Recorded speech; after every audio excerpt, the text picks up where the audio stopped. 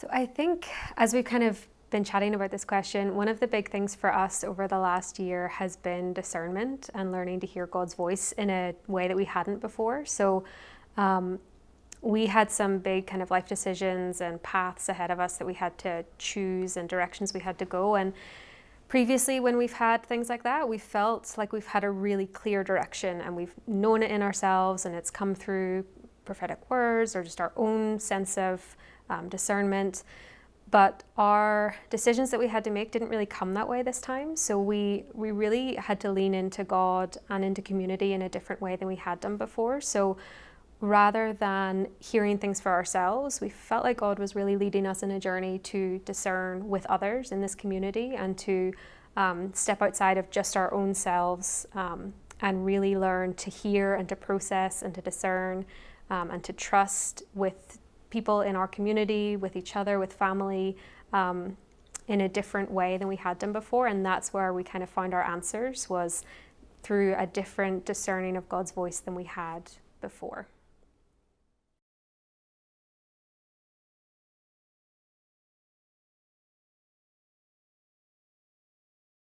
I think one of the main things that Claire and I have both felt as a couple and as individuals over the last year, and I think many of you listening to this will have felt the same thing, is we felt a lot of pressure, not necessarily in terms of expectation, but just in terms of, some of you will know the journey that Claire and I have been on the last year. We've had an unusually busy year. This time last year we thought, what's a great way to have a relaxing life? Get a 10-week-old puppy. So that was our plan there, and that didn't end up being relaxing in the slightest. But then I was also studying full-time and working part-time. Claire was working full-time and studying part-time, and then we had this little puppy. So it was a lot of stress, a lot really long hours, which we weren't, we've always been hard workers, but this was an unusual year. So we had all this kind of pressure in terms of stress and tiredness, and in terms of how we've changed, we kind of feel like when there's times of pressure, whatever it's coming from, you kind of usually have a choice to either the wheels start to come off a little bit and you get stressed and you start coping in negative ways, or you're able to actually go deeper into the things that, define you. In terms of, we have the choice to either, Claire and I as a couple, with this really busy, stressful year, it could have been, maybe growing further apart, but instead we kind of felt like we changed in terms of, we gravitated closer toward one another. We dug deeper we leaned into Jesus, we leaned into community, we leaned into one another, into friendships that maybe we hadn't really connected with in a long time. And so the pressure kind of ended up, and this is all the way through the Bible, the pressure ended up kind of producing, more closeness, more depth, more community, more trust. So that's certainly how we've changed. It's kind of a bit of a sink or swim kind of a year, and we were able to swim and to adapt and to just lean into community and lean into Jesus and lean into that kind of discerning, like Claire was talking about, with other people rather than just us kind of hearing it ourselves or that kind of thing. Yeah.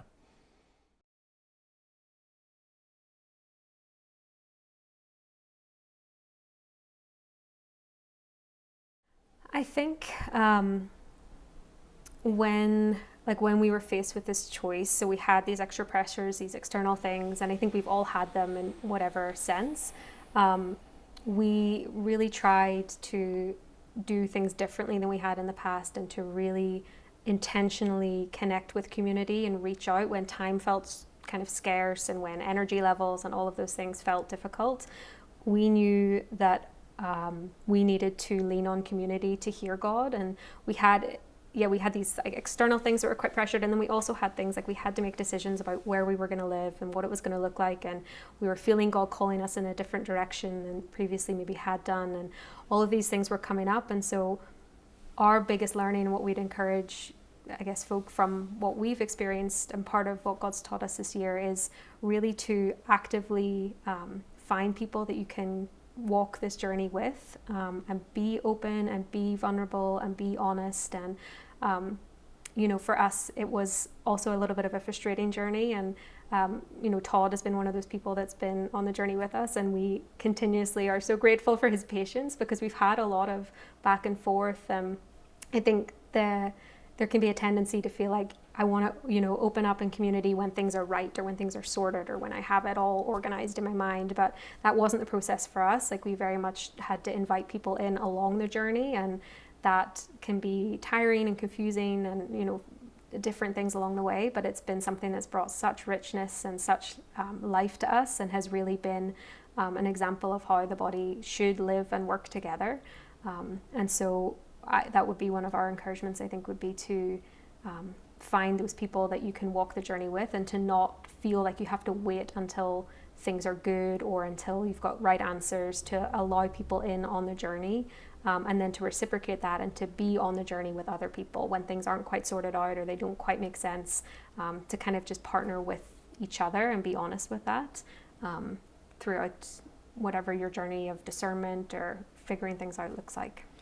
And I would maybe add there as well, in terms of something I think we've both felt, all of us have felt over the last year, is a real sense of uncertainty, and maybe a lack of steadiness, like the ground's moving under our feet a little bit.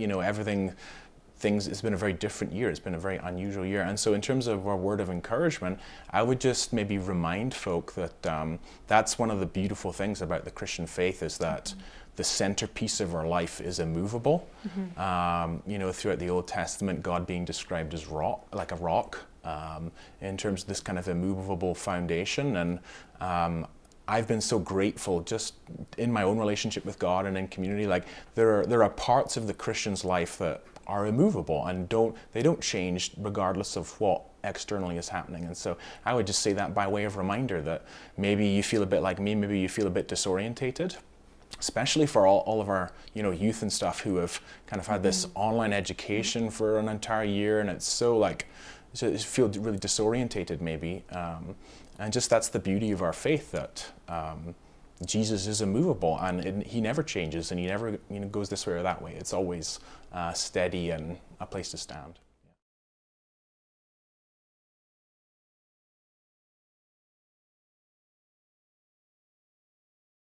I guess I would just give some edification and gratitude to the people that have been such a safe place. Like, I would encourage the church and Epic as a body that's gathered, that even though we've been remote and we've been connecting virtually, and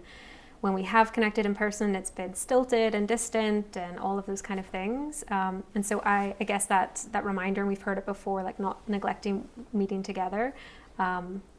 that I would encourage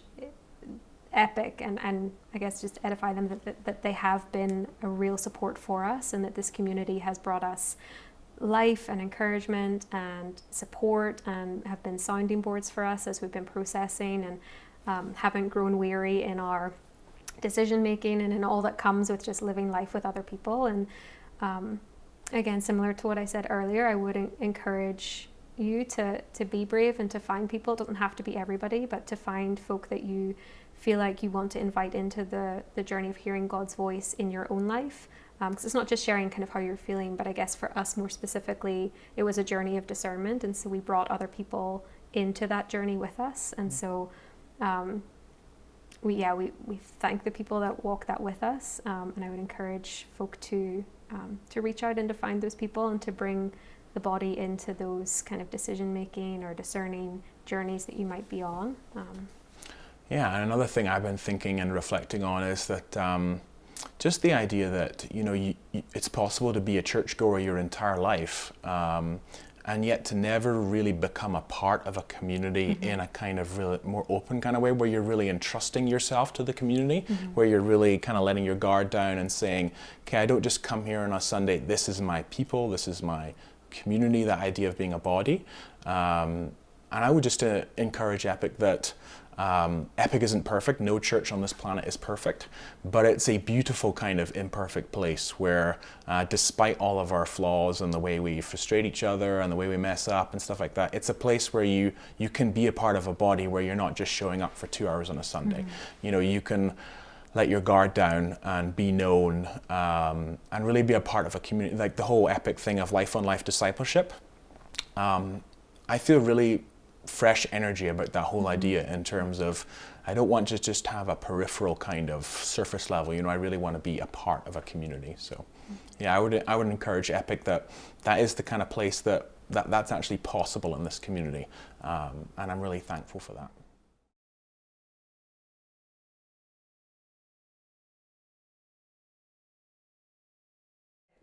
You're on. Sure.